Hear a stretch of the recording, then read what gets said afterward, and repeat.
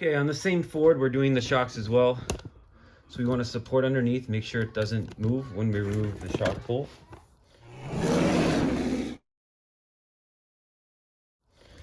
Which is located here. And then there's two on the top there. Okay, I'll let you know what size those are. Okay, here's how you're gonna remove that bolt. Okay, this is my setup.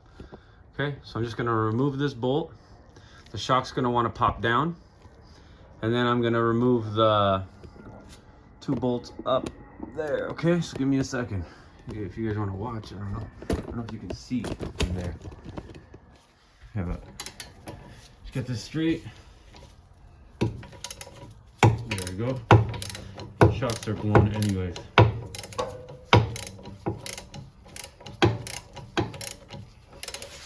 Okay. Try to get in there with a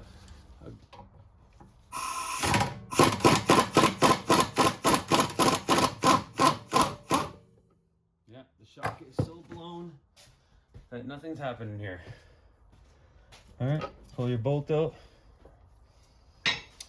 Now we're gonna remove the two bolts up there, which are probably, let's check if they're 15 first. And as you can see, the suspension is being held up by the jack. But honestly, these shocks aren't doing anything, so. Okay.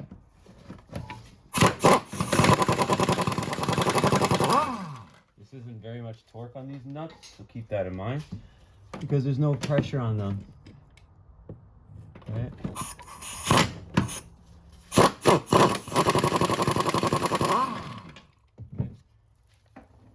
Now the whole thing should want to come down, technically. And there it is. Now you compress this down. That's how you're going to remove it.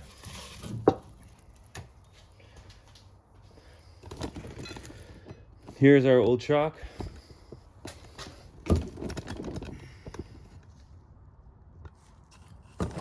Okay. It's leaking, number one. Number two,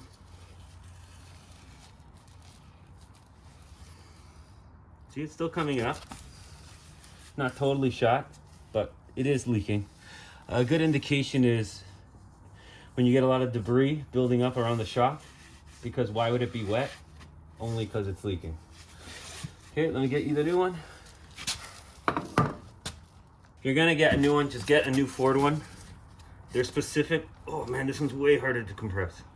So you should always compress your shocks before you put them in to get the oil flowing. There we go. All right.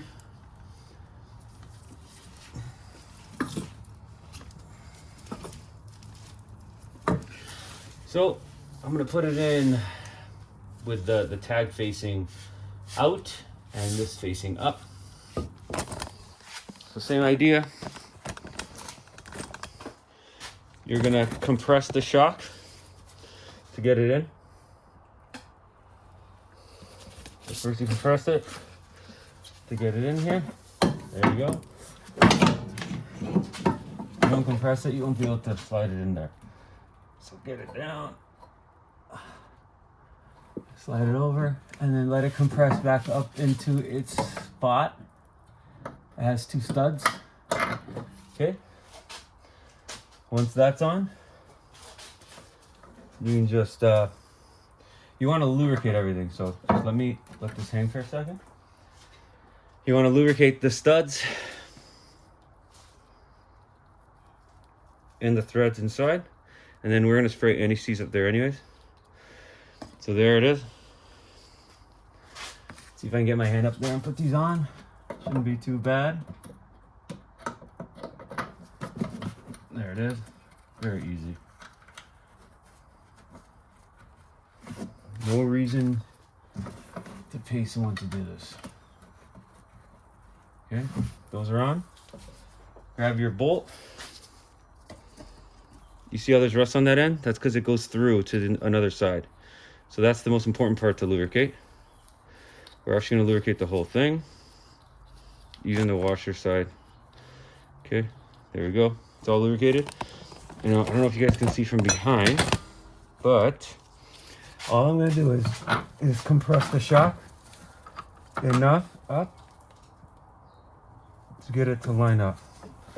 So that'll be a little bit tricky. Okay, there it is. Don't forget, this shock wants to work its way down. So I highly recommend you get this in by hand so you don't cross thread. Okay?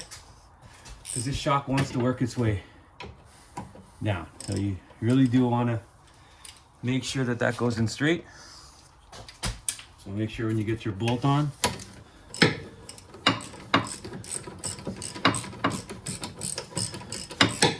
there it is. Okay. Once you got that, then you can get your gun, but do not tighten it. You just want to work it all the way in until it bottoms out. All right.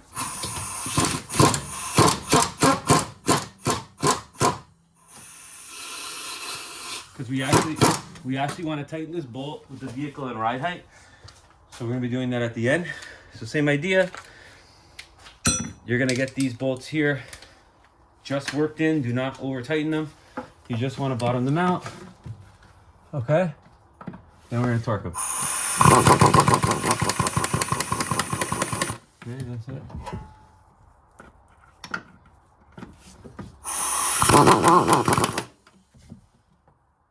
Alright. Okay, yeah, it's bottomed out. Okay, so the next step is I'm going to torque them. I'll get you the torque value.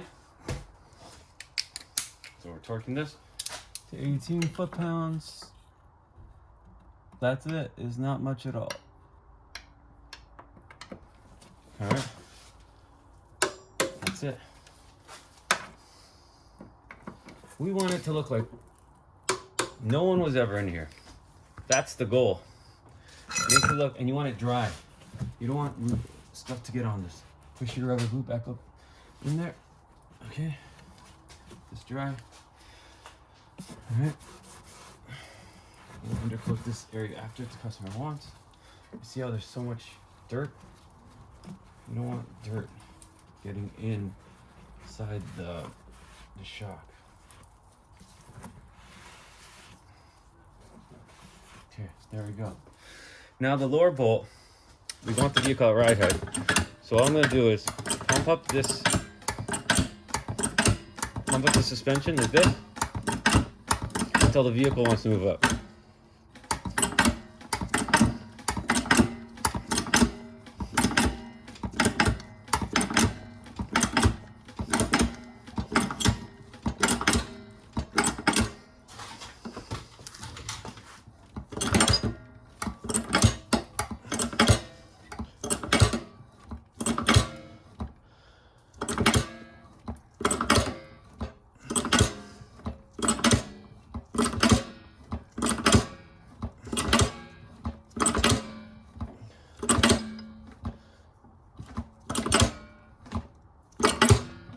Okay, that's the vehicle pretty much pumped up, pretty high.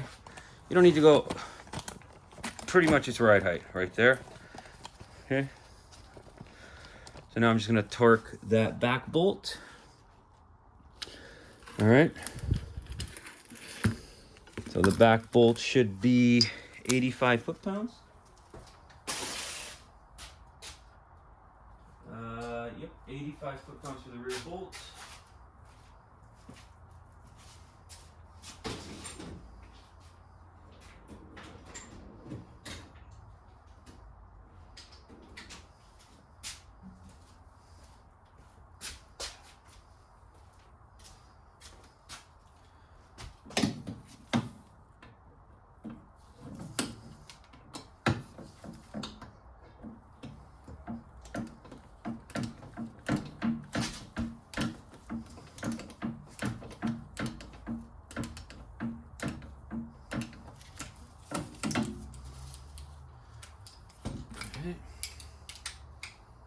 Don't really like how that's feeling. Let me just get an extension, a bigger extension on this. All right, there we go. That's better. That's much better, right there.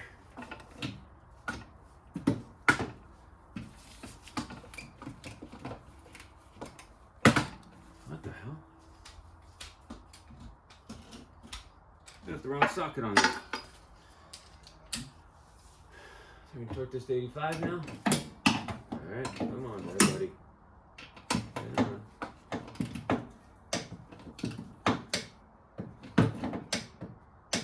85? No way. Oh, I didn't say it yet. Huh? Okay, there's 85. Should be a lot more.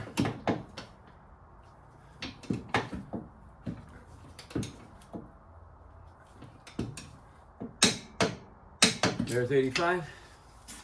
Okay. Wipe off the bolt and mark the head.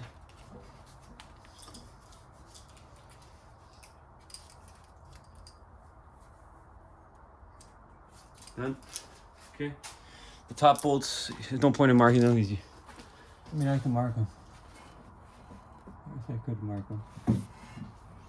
There we go. Now you know I'm in there. Okay.